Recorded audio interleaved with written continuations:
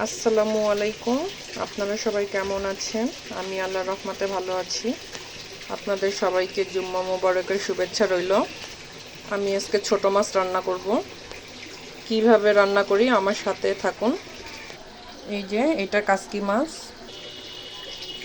সব কিছু দিয়ে দিয়েছি। এখন দিয়ে দিচ্ছি তেল। তেলের পরিমাণটা একটু বেশি দিব। এটাকে এখন আমি হাতের সাহায্যে মাখিয়ে নিব। এখন দিয়ে দিচ্ছি মাছ।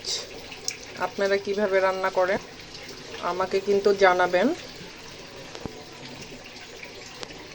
আমি ছোট মাছে মরিচের গুঁড়া ব্যবহার করি না, আপনারা চাইলে করতে পারেন। এখন দিয়ে দিব পানি। আমি ভালোভাবে এটাকে মাখিয়ে নিয়েছি।